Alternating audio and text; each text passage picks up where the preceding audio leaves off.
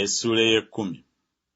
Mu mwaka ogwokusatu ogwa Kuulo kabaka w'e Buperusi, ekigambo kyabikkulirwa Danyeri eyatuumibwa erinnya Berutesazza, n'ekigambo kyali kya mazima, z'entalo ennene. N'ategeera ekigambo, n'ategeera bye yayolesebwa. Mu nnaku ezo nze Danyeri namala sabbiiti 3 ennamba nga ndi mulumbe. Saalyanga ku mmere nnungi, so n'ennyama newaakubadde omwenge tebyayingiranga mu kamwa kange, so saasaabanga mafuta, ne mmalira ddala sabbiiti 3 ennamba.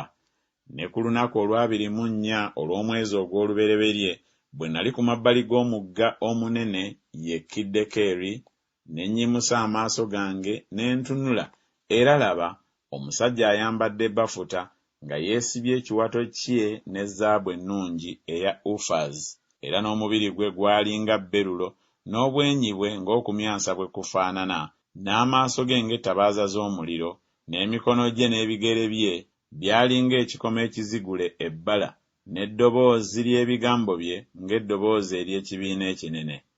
Nange Danyeri nalaba bye nayolesebwa nze nzekka, kubanga abantu abaali nange tebaalaba bye nayolesebwa, naye okukankana okunene ne kubagwako ne badduka okwekweka.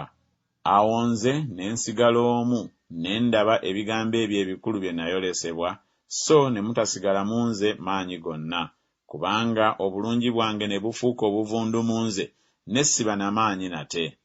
Era naye ne mpulira eddoboozi ery'ebigambo bye, era bwe nawulira eddoboozi ery'ebigambo bye, nali neebasa otulo tungi nga nvunnamye amaaso gange nga gatunuulira ettaka. Era laba omukono ne gunkwatako ne gunfukamiza ku maviivi gange n'ebibatu by'engalo zange. N'aŋŋamba nti, "Ggwe Danyeri, ggwe omusajja omwagalwa ennyo, tegeera ebigambo bye nkugamba, weesimbe, kubanga eri ggwe gye ntumiddwa kaakano." Era bwe yamala okuŋŋamba ekigambo ekyo, ne nnyimirira nga nkankana.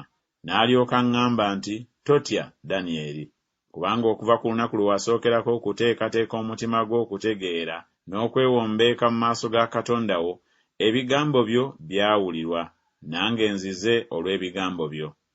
Naye omulangira ow'obwakabaka obw'e Buperusi n'anziyiza ennaku 21, naye laba Mikayiri, omu ku balangira abakulu, n'ajja okunnyamba, ne mbeera eyo wamu ne bakabaka ab'e Buperusi.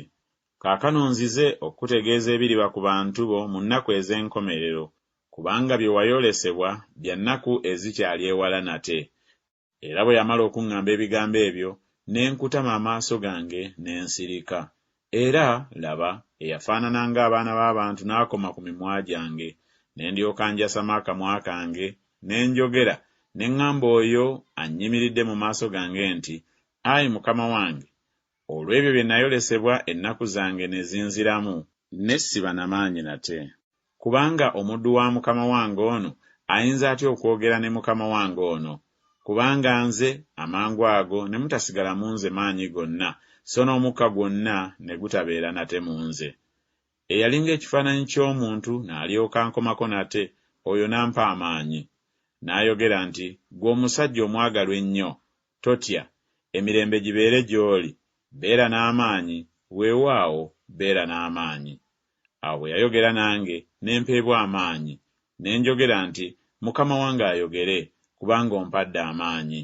N'alyoka ayogera nti, "Omanyi kyenvudde njija gy'oli?" Ne kaakano n'addayo okulwana n'omulangira ow'e Buperusi, era bwe ndivaayo, laba omulangira ow'e Buyonaani alijja.